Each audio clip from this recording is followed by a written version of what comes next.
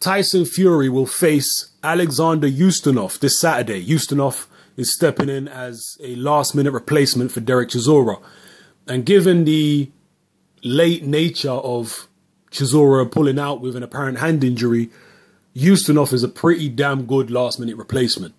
He's only lost one fight, which was to Kubrat Pulev. He was stopped in, I believe it was 10 or 11 rounds against Pulev. Other than that, he ain't lost any other fights. He's had around 30 fights. He's a very big guy. He's around 6'8". In most of his fights, he weighs around 300 pounds, which sounds a lot. I mean, it is a lot. But he's not as fat and fleshy as you would think coming in at 300 pounds. He's just a naturally very huge guy. Certainly he is carrying a bit of fat. But if you stripped all the fat off him, the guy would still be, I assume, well in excess of 260 pounds, even completely with all the fat off him. He's just a naturally very heavy set, big guy, big bone structure, probably heavy bones and just a wide frame altogether. Very, very big guy. In terms of his fighting style, he's kind of like a poor man's Vitaly Klitschko. He moves well, actually, on his feet for a guy of such large dimensions, and that's definitely to do with his kickboxing background. A lot of those kickboxing guys move very well, so he can get around the ring pretty well for a guy of his size. Obviously, he's not going to be as fast as the smaller heavyweights or the lighter heavyweights, but like I say, for a 300-pound man, he moves around the ring quite well. He's certainly quicker on his feet than someone like Nikolai Valoev, who weighs around the same, but Valoev was way slower on his feet than Ustinov. So Ustinov moves quite well.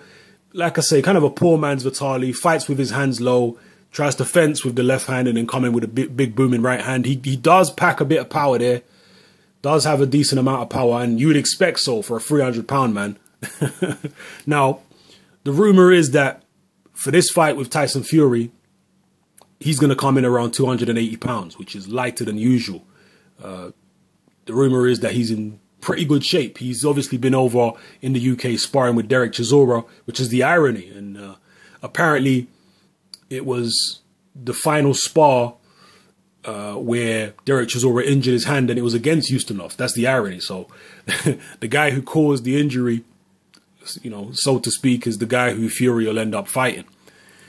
Now, I watched Boxing Beats and Rhymes video where he was talking about the whole situation with Fury and Ustinov and David Haye and all that kind of stuff. And he mentioned some pretty interesting things, which I think they're worth contemplating. He mentioned the fact that apparently David Haye received all types of threats before the Tyson Fury fight from the traveling community, the Irish traveling community. He received all types of threats, like if you win, this is going to happen to you and that's going to happen to you, stuff like that. And that may have been a contributing factor for David Haye pulling out. Again, we're talking theoretically here. I'm not accusing no one of nothing. Definitely, I don't want to get sued and nothing like that.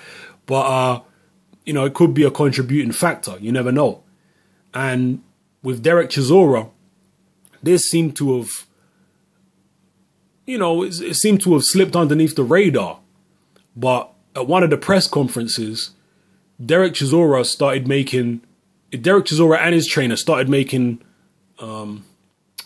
disparaging, kind of underhanded, veiled insults about the Irish traveling community. They started doing that at one of the press conferences. The press conference where Chisora and Fury really started going at each other verbally, and Don Charles got involved and he started attacking Tyson Fury verbally. And both Don Charles and Chisora were making kind of, veiled insults, were throwing veiled insults at the Fury camp about their Irish traveller background. And I'm wondering if that stirred up a lot of anger among the Irish travelling community. And maybe Derek Chisora has been threatened.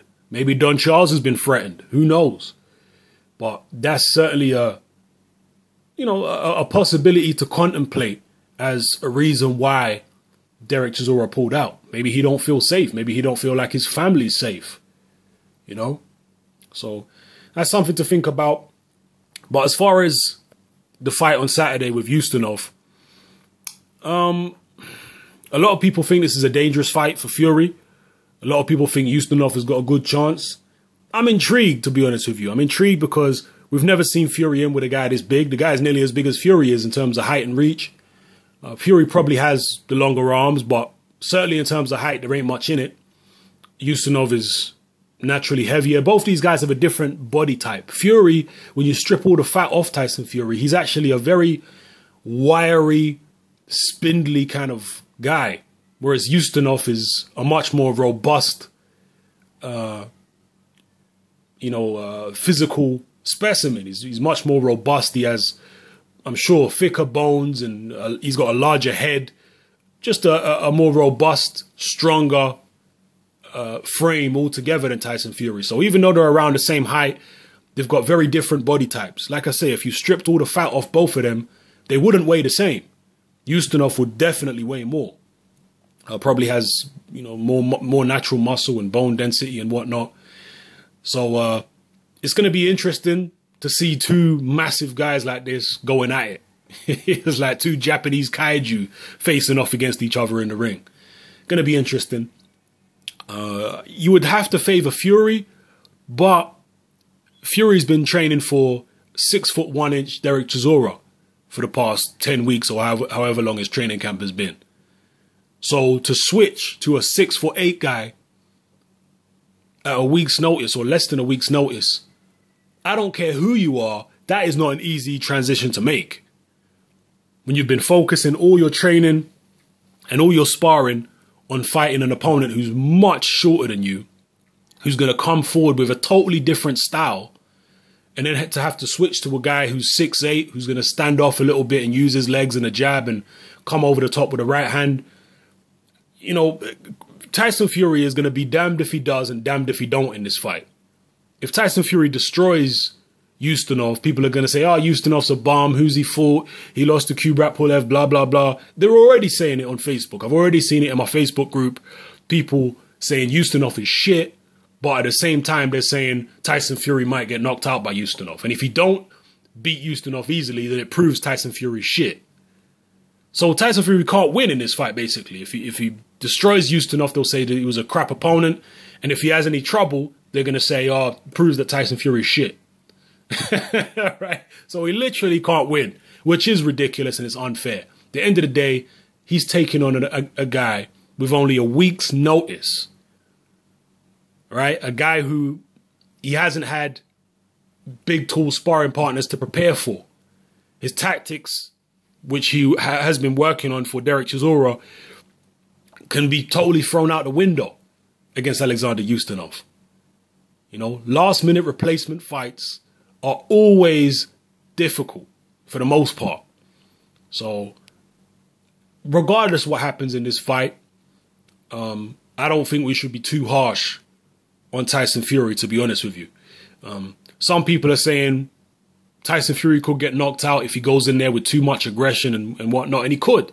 Ustinov on paper, probably the hardest puncher Tyson Fury's ever faced. He can punch, Ustinov. I've seen him in quite a few of his fights. When he lets that right hand go, he's a decent puncher. So Tyson Fury's going to have to watch out for that. But Fury is the better boxer. He's got faster hands. He's got a better jab. I think he's got the longer arms. So the advantages are with Fury. The only thing I would say is that it's possible that Ustinov takes a better shot than Fury. Ustinov has only ever been down once from what I can see, not only in boxing, but also in his kickboxing career. He's only ever been down once, and that was against Kubrat Pulev. And the knockdown against Pulev wasn't a devastating knockdown. It was more through fatigue than anything else.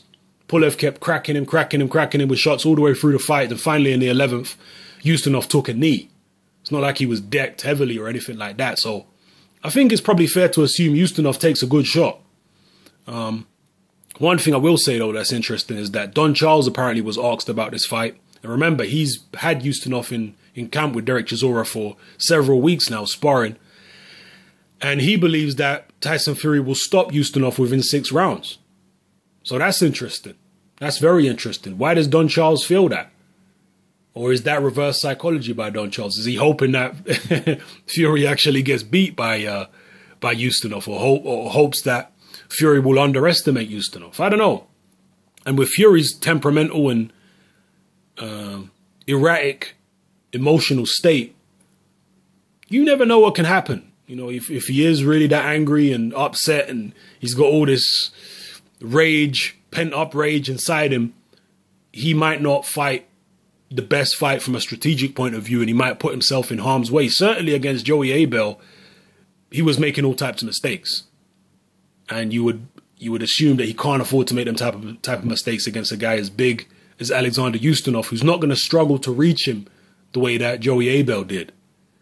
Okay, so I don't know, interesting fight. I would still lean towards Fury, but as I say, taking the fight on such short notice, you never know what can happen. You know, against a guy this big. And on paper, actually, this is probably the best heavyweight that Tyson Fury would have faced. On paper. Okay? Well, some people could say Chisora is actually better. And maybe there's an argument to be made about that. Steve Cunningham was a cruiserweight, but in terms of true heavyweights, Ustinov, certainly one of the best anyway.